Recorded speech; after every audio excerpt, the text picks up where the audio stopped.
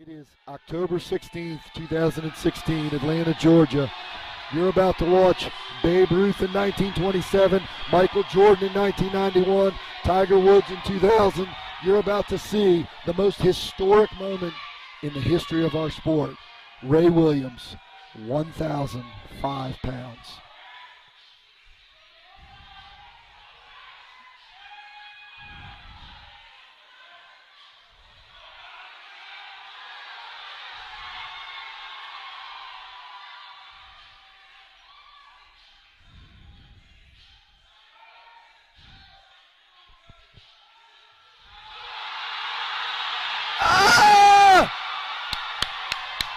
Go, go, yes!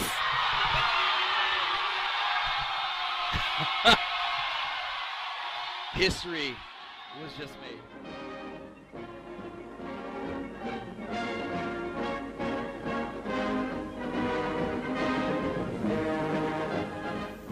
Since Greek and Roman times, strength training and competition has been a fundamental part of sport and society. Modern-day competitive powerlifting is one of the newest sports to enter this arena. In this lesson, we'll be looking at powerlifting's history and its evolution from the mid-20th century until modern day. Modern-day powerlifting's origins began in the 1950s.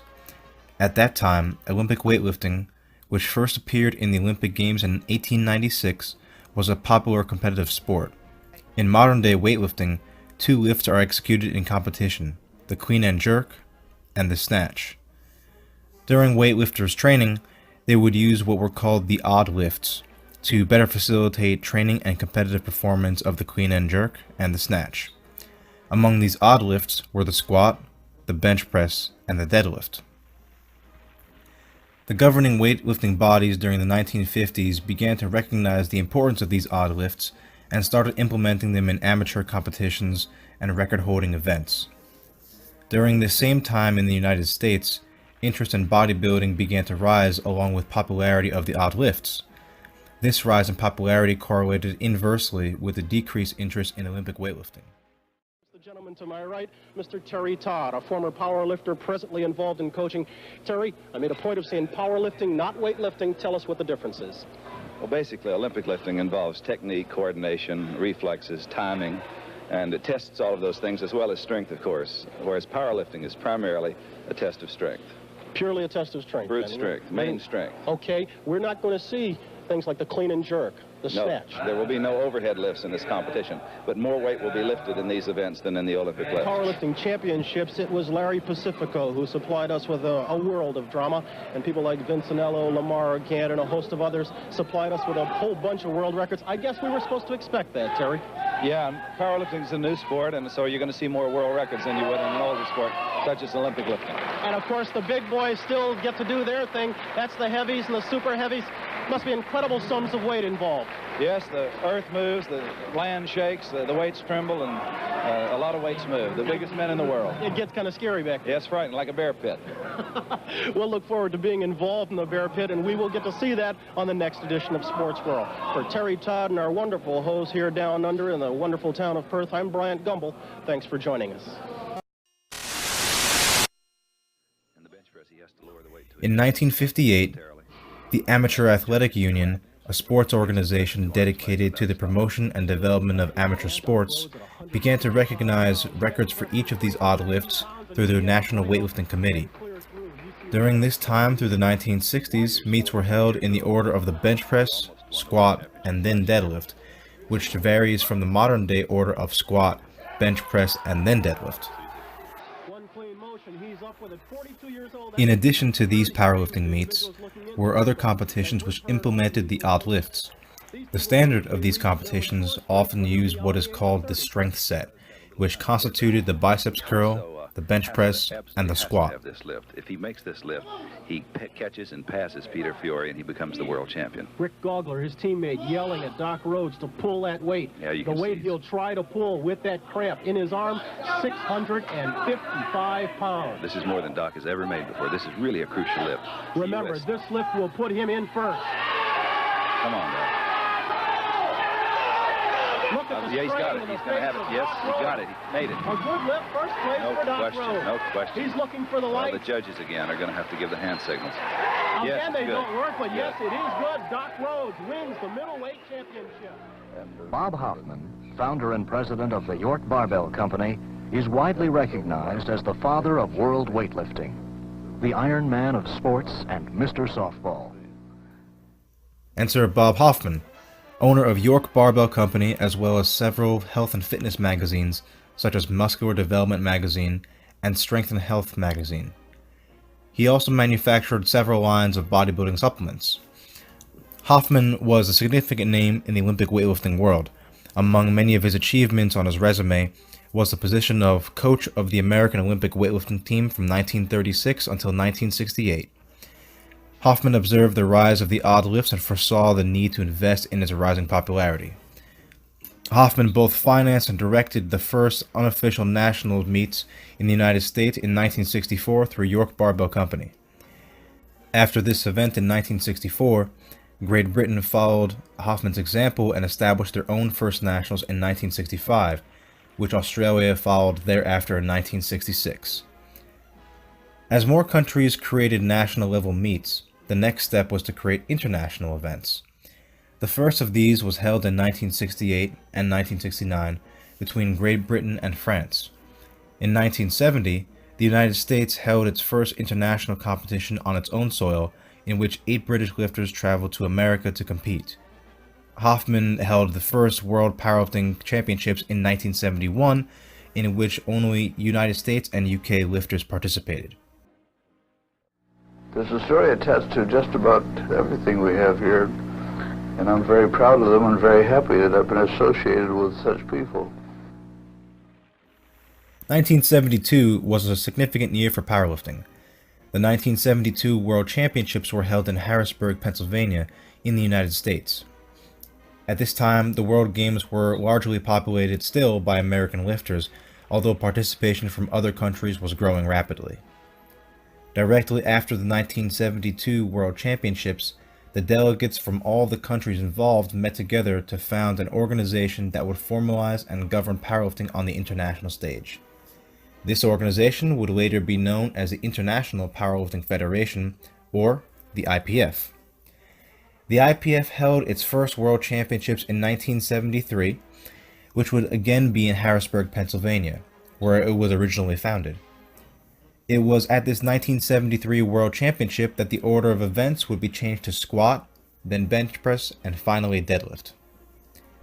The creation of the IPF in the late 1972 led to the creation of the European Powerlifting Federation, or EPF, in 1974, which governed international competition among the European countries. In 1980, the USPF was founded as the new national governing body for American powerlifting, which was directly because of the Amateur Sports Act of 1978, which required that each Olympic or potential Olympic sport to have its own national governing body by November 1980. Ultimately, the USPF did not meet IPF demands and was expelled from the international body. It was at this point that American Drug-Free Powerlifting Association, or ADFPA, took the USPF's place. The ADFPA today is now known as the USAPL, or USA Powerlifting, which was established in 1981. More pounds on the bar than they attempt. He just missed. And this is his last chance for a world championship here in Sweden. Oh, he makes her look easy. Oh, look how slow he's going down. Paul, he's not going to drop it this time. And he looks over at the judges to make sure that they know that he... However, the 1980s also held drug testing controversy within the sport that led to the clashing of different mindsets and the creation of a multitude of various organizations, some of which completely opposed any and all drug testing, and some that permitted both drug-tested and non-tested divisions within the same federation. The 1980s and 1990s also saw the inception of new lifting equipment involvement and development and use in competition and training. Originally, powerlifters only wore simple ace bandages to support their joints to facilitate healthier and more efficient lifting within competition. But in 1983, a man by the name of John Inzer developed the bench shirt, a supportive piece of equipment made of stiff fabric designed to create elastic potential energy in the eccentric phase of the lift and to assist the concentric phase. Later, there would be other types of supportive equipment, including squat suits and deadlift briefs, as well as single-ply and multi-ply equipment and knee wraps to support equipped lifting. Eric, you were the first ever Canadian to win an Open World Championships, and it takes place here in Canadian soil. What are you thinking right now? I'm thinking nothing. Brain's just completely blank. It's such a surreal experience to be able to bring home the gold, the first gold on Canadian soil. And everyone will always remember the first to do it.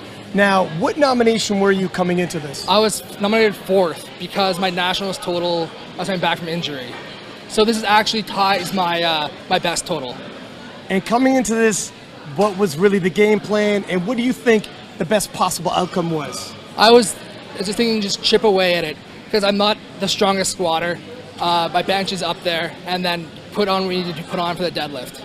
And when you were walking around in the warm-up room, eyeing everybody up, and you saw what they're starting with, did you ever suspect you'd be in this position now? It was a little, I kind of just felt like, yeah, just do what I had to do, play my game, let them play their own games.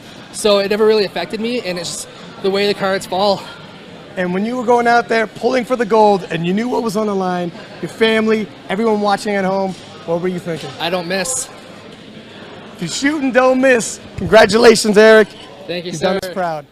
Another piece of equipment designed in this era was the monolift, a style of rack equipment in which movable arms would swing out and away from the bar upon the lifter unracking the bar on the squat. This would prevent the necessity of walking out the bar before performing the squat. Different federations began to adopt the various pieces of equipment used in competition, but the IPF remained its restricted rules on what equipment would be used in competitions. The IPF also maintained the same standardized barbell that would be used on all 3 lifts in competition, instead of various specialized bars on individual lifts like in other federations. The lifting belt is the only piece of supportive equipment that is allowed by all federations in raw competition. Raw lifting was recognized by the IPF in 2012, where it established the first classic world championships just for raw lifting only. Currently, the IPF standards for raw competition include a non-supportive singlet, neoprene knee sleeves, a lever or prong lifting belt, no greater than 13 millimeters in thickness, and wrist wraps. Today, raw lifting has grown in popularity past equipped lifting, and in some weight classes, the standard to qualify for USA Nationals is higher for raw lifters than the national standards for equipped lifters. Modern-day powerlifting competitions are executed as follows. Every lifter is allowed 3 attempts per each event, lifted in the order of squat, bench press, and then deadlift. The lifter must register at least 1 successful lift in each event to remain within competition or else be disqualified. 3 judges, 1 at the front, also known as the head judge, who gives commands to the lifter, and 1 judge at each side dictate whether or not each lift performed is deemed a good lift or a no lift. A light system is used to publicly display each judge's decision, where a white light indicates a good lift and a red light indicates a no lift. The lifter who totals the highest amount of kilos among all 3 lifts is the winner of his or her weight class and age category. Today, the IPF continues to lead the way for the highest standards of competition within powerlifting, and is the largest drug-tested powerlifting federation in the world. New countries are added every year to the IPF's affiliated countries. With the advancement of social media, as well as the popularity of raw lifting, powerlifting's growth has been dominant, with in recent years growing at an unmatched pace. With the growing popularity of the sport, stricter drug testing regulations, and high production coverage of world events, the IPF has aspirations of making powerlifting an Olympic sport and hopefully one day compete at the Olympic Games. How long have you been chasing this goal to become a world champion? I've been powerlifting for 9 years. This is my 2nd world championship. I've competed at the U.S. Nationals since 2014. It's been a long time coming. I've put a lot of work into this. I'm just happy to take home the gold. How does it feel to see so many of your teammates, friends cheering when you're on that podium and hearing your national anthem? I could not have done it without the immense support from everyone back there, calling numbers, helping keep me where I needed to be. It's an unspeakable experience. So, yeah, I probably still haven't processed it. Like the athletes who compete in Olympic weightlifting, powerlifters use a formula to compare relative strength levels to determine who is the strongest athlete at competition. First, we'll need to describe absolute strength versus relative strength. Say we have two athletes, one who weighs 70 kilos and another who weighs 90 kilos. In our example, we will assume that the 70 kilo athlete can bench 150 kilos and the 90 kilo athlete can bench 155 kilos. Absolute strength is determined simply by the total amount of weight lifted regardless of the lifter's body mass. Therefore, our 90 kilo athlete would have more absolute strength, but the 70 kilo athlete would have more relative strength when compared to the 90 kilo athlete because the 70 kilo athlete weighs far less than the 90 kilo athlete. The question now becomes, how do we quantify this relative strength? Before 2019, the IPF used the Wilks formula to quantify relative strength. Prior to this formula being used, various other formulas were used, such as the Carroll and Schwartz formula. The Wilks formula was developed by Robert Wilks, who was CEO of Powerlifting Australia. Wilks designed this formula with the intent of leveling the playing field across different weight classes and genders within powerlifting competition. However, there are a multitude of reasons why the IPF will no longer be using Wilks as of 2019.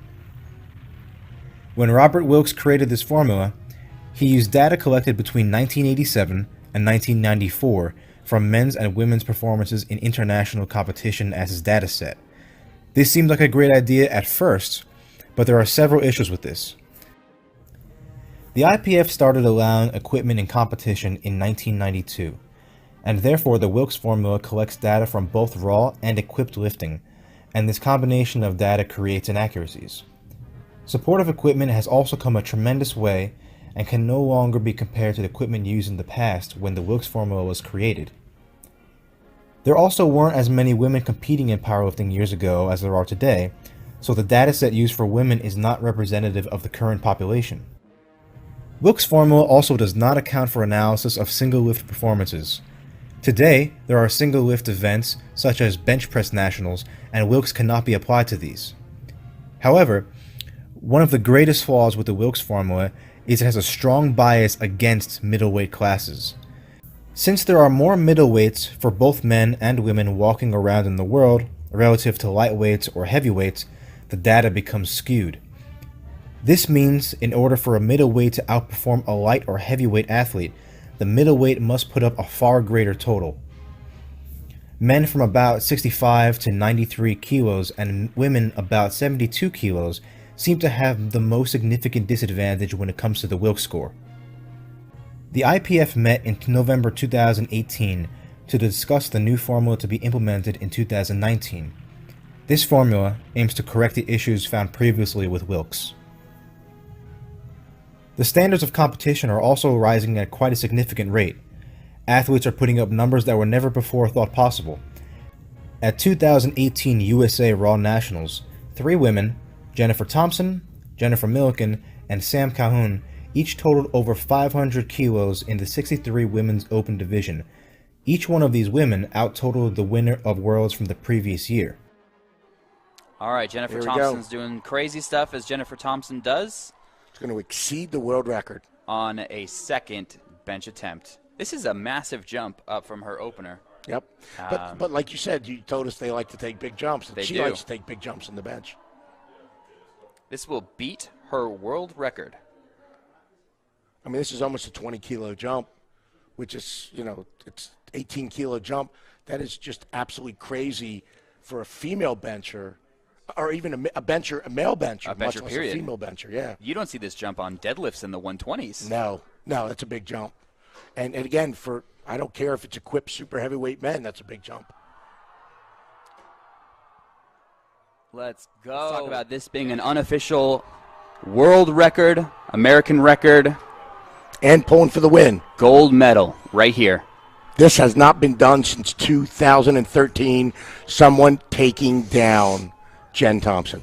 Let's listen to the crowd.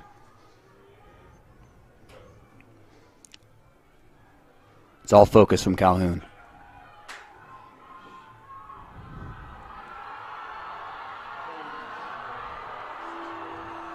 .495.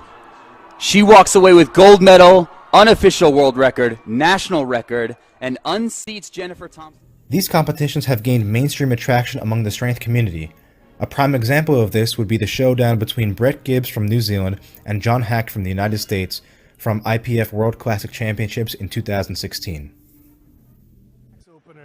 I'm looking at the board for Hack's second. Hasn't come in yet. What do you think, 280 maybe? It's hard to judge. Well, down to 20 seconds. Needs to take his time. Let's take a look on the platform here. Hasn't got the squat command yet. 10 seconds now he has. Oh, that is nice a good and lift controlled. for Brett Gibbs.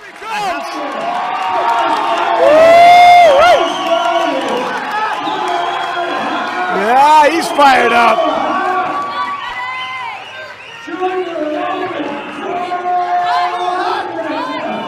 This is intense. It's deep.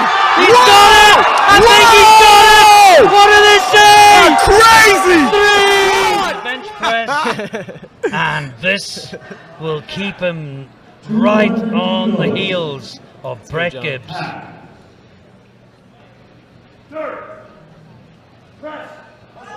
Oh, he's struggling. He got it. Nice. That was a Wow. one of the three and smoked it. His third bench This is is an pivotal. attempt on the world record. Very pivotal. He needs these kilos for his total. Gets his start command. Gets the press. Oh! He nails it! Whoa! You gotta think 672 should be within his means. But So he's got to do it, and he's got to make it look easy. In a nutshell. I cannot recall the last time he failed at a weight like this.